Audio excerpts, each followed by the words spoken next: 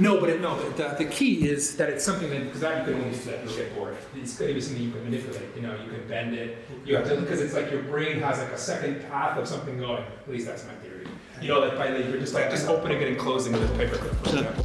Hello, and welcome back to The Artist Date. On this channel, I interview amazing artists on how to live a creative life. Please consider subscribing, and now let's jump into the show.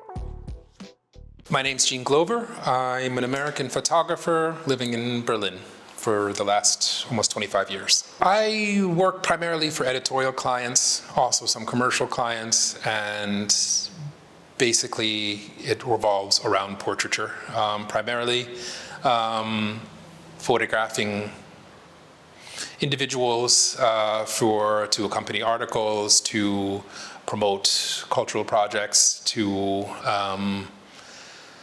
in general, put out an image of someone into the world. So how did you become the artist that you are today? Moving to Europe in 1999 was, I would say, the official begin of my photographic career, because I started taking things like street photography more seriously. Also not with the idea of pursuing it as a job, but more of as a creative outlet. But that led to me meeting later on, before I moved to Berlin, the first professional photographers that gave me a model to look at in terms of ways that careers can go. I got to be the third assistant for, at the time, relatively well-established fashion photographer. I was living in Paris, and I was his third assistant at a fashion show, was basically in a closet loading rolls of film, and I thought it was just fantastic. And I, for the first time, understood that there is a path to being a professional photographer. Then began to pursue assisting jobs here in Berlin, and eventually was able to put together enough photos that I was proud of to go and start visiting magazines that I wanted to work for. A lot of people think that they have a better side, a Schokoladenseite. Mm-hmm. In your opinion, is that true, or is that complete bullshit? I'm definitely leaning towards the more bullshit side of it. I just know how subtle every change that you make, or every decision that you make about a photo, what kind of influence that has on the end product. I have never ever looked at a series of portraits that I've taken and said, oh, they look good from that side, but not that side. It's always, for me, about what is being captured in that millisecond of time, how it was lit, what we were talking about, how they were feeling, how they woke up, whether they want to be there. Those are all elements that have such a bigger effect, such a larger effect on the outcome than an idea about which side of your face is more attractive. Is there a photographer that you really love? I mean, I think probably, as many of us out there, the first photographer I'd ever heard of was Annie Leibovitz, and just the idea of telling stories within a single frame was eye-opening, that even existed. And then, of course, the glamour and all that was attached to that made it even more exciting for a young person. But I realized that although I've kind of moved on from some of those early influences, the style of photography that always interested me the most was somewhat constructed. But through that led me to not just admiring sort of like classical street photographers, but then moving up to people like Robert Frank and William Eggleston, or Gary Winogrand, things like that, and then moving beyond straight documentary photography into these people that are taking that documentary aesthetic and then moving it into their own constructed narratives and words. People like Jeff Wall or Philip Lorca di Corsia. I hope I pronounce his name right, but those are the people that really were putting it all together for me. What's your secret of taking a great portrait? I think that the most important element to a good portrait is having empathy for the subject matter. One of the jokes that I probably tell in order to break the ice at almost every portrait shooting is, I'm pretty sure I became a photographer because I myself feel so uncomfortable in front of the camera. And if you're always the person that becomes known in your family as the one with the camera in the hand, then nobody ever asks you to pose for photos. I have a lot of empathy for that position. I love to photograph people actually who don't generally stand in front of the cameras. There is something that happens for me in that communication when they get past that, God, I hate being in front of the camera. God, I look so weird. What do I do with my hands? When that goes away, that it feels like a connection that is relatively unique in our everyday lives. You don't really connect with people, and you don't help people over an obstacle. You don't have them reach back and help you up to that obstacle, very often in everyday life. And I, luckily enough, get to do that a couple times a month. What is something that your client can do, what is absolutely unbearable, what you hate, what's that? So I remember going one time to this prominent politician's office, and the vibe of the room was that people were just scared shitless.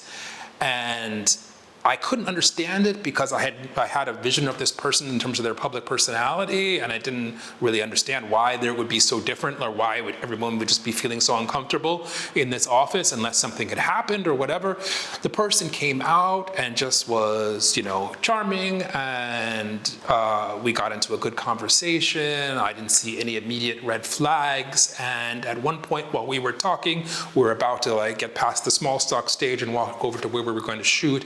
And someone came up from one of their team came up from behind with, I can only say, like a church mouse. They came up with this, just like everything in their body language said, why am I the person who has to interrupt the nice conversation that my boss is having with the photographer?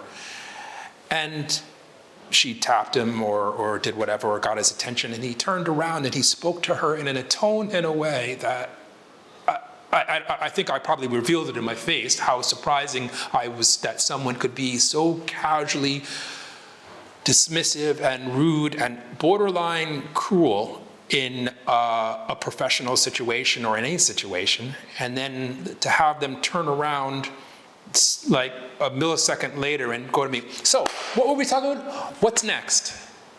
And it just, I don't know. It felt like that's to me, that sort of that disconnect that comes only through sort of really enforced hierarchies is distasteful.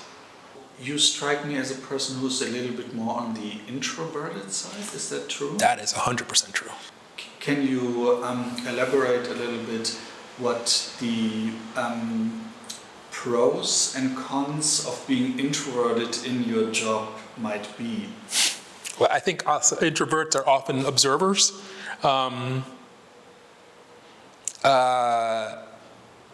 So I think I'm also the second of two children. I can only imagine that it has something to do with being raised in sort of a supporting actor type of situation when you were younger, which then allows you to just sit and watch how things develop. I think that's a role that many younger children fall into, because first you have to observe the situation before you can even begin to find your place in it. So that's definitely contributed to just like, I love watching stuff. I love watching people. I love micro expressions in faces. I think part of the reason the way that I try to engage the people that I'm photographing is that I take the pressure off of them in order that they don't necessarily have to feel, unless they choose to, as the sun that this whole thing is revolving around. I pump my own energy level. I emote. I communicate in a way that don't necessarily come naturally to me. But when it's in the service of accomplishing an image that I want to have, then it feels pretty easy. It doesn't feel challenging.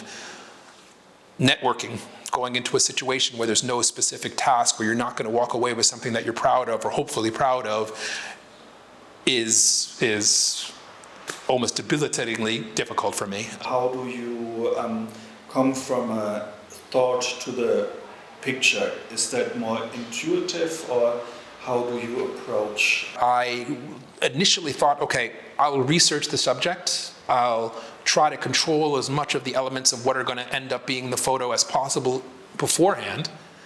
And then I have automatically an image of what I want to achieve. Lately, the last 5 to 10 years or so, I'm so fascinated oftentimes by the circumstance that I walk into when I'm doing a photo on a location versus a photo in a studio, that the inspiration comes almost just from looking at the person, looking at the room, looking at the lighting or the light, how it is, and then seeing if I want or I need to enhance or subtract. Or it feels almost more like, when I go to an assignment now, it feels more like an interpretation than it does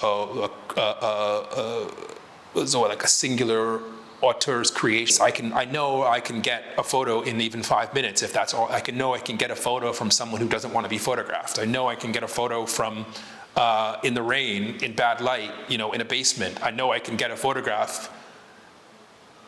So I don't need to. It takes off the handcuffs for me a little bit. I can let go of the control side of it a bit more, because I feel like without the fixed idea, everything's possible. Is there something, someone, or something that you say, this is the next goal I would like to achieve? Yeah, absolutely. I would like to get into my personal archive and exhibit. I would like to. I photograph on my own. I photograph, obviously. I mean, that's one of my sources of inspiration, is just basically pursuing things that are interesting to me. To treat is actually going out and looking for, again, observing and feeling and seeing something that I feel is worth capturing. The question whether or not I actually need to show anyone else that is what I struggle with. So what I'm working on, and so that's, if I'm thinking about goals, it's like, because I know what art means to me. I know that somebody got over the hump and put it out there, and then it communicated to me. It had an effect on me. It changed my life in best case scenario. And so it feels like a very gregarious and generous act to share your creativity with others. And directly to me. Thank you.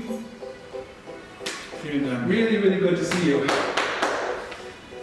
I appreciate it. Really good to get to you better as well. Same. I know you were going to be amazing in the interview.